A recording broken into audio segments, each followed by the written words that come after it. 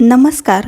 आजच्या व्हिडिओमध्ये आपण काळ्या उडदाच्या डाळीची अशी हिरवीगार वाफळलेली आमटी बनवणार आहोत, जी बघून तुम्हालाही बनवावीशी वाटेल।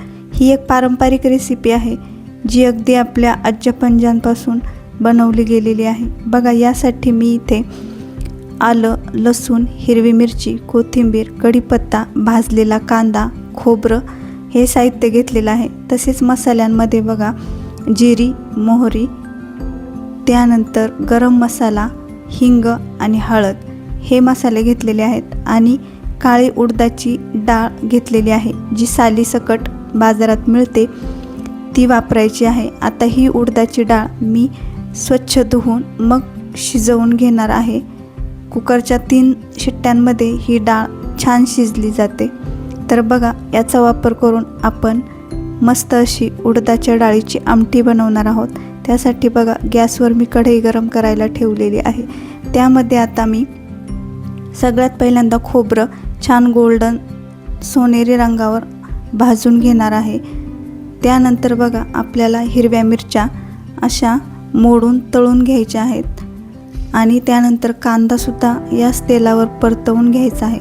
हा जरी भाजलेला असला तरीही असा तेलावर परतवून घेतला की आमटीला रंग छान येतो आणि त्याची चवही छान लागते।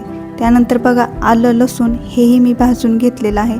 आता कढीपत्ता आणि कोथिंबीर सुद्धा आपल्याला या वाटणात वाटून घ्यायची आहे, त्यामुळे वाटणाला छान हिरवागार रंग येतो। आता बघा, डाळ सुद्धा मी छान शिजवून घेतलेली आहे। आता गॅसवर एक कढई गरम करायला ठेवून त्यामध्ये तेल गरम झाले की कढीपत्ता, हिंग, हळद, जिरी हे सगळे मसाले टाकायचे आहेत। त्यानंतर शिजवून घेतलेली उडदाची डाळ त्यामध्ये आपल्याला छान परतवून घ्यायची आहे।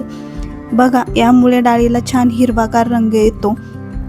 त्यानंतर वाटून घेतलेले वाटण आपल्याला त्यामध्ये टाकून छान एकजीव करून घ्यायचे आहे। एकदम मस्त ही आमटी आपली तयार होते। त्यानंतर आपल्याला पाहिजे त्या प्रमाणात आपण आमटी बनवून बघा, चवीनुसार मीठ सुद्धा टाकायचं आहे आणि छान अशी गरम गरम वाफळलेली आमटी बनवायची आहे। त्यावरती आपण कोथिंबीर सुद्धा टाकणार आहोत आणि एक 5 ते 10 मिनिट ही आमटी आपण छान उकळून घेणार आहोत।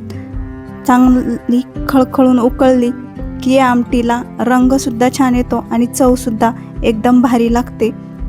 अशी ही वाफळलेल्या उडदाची डाळीची आमटी तुम्ही नक्की करून बघा। व्हिडिओ कसा वाटला ते मला कमेंटद्वारे सांगा आणि हो, चॅनलला सबस्क्राईब करायला अजिबात विसरू नका। धन्यवाद।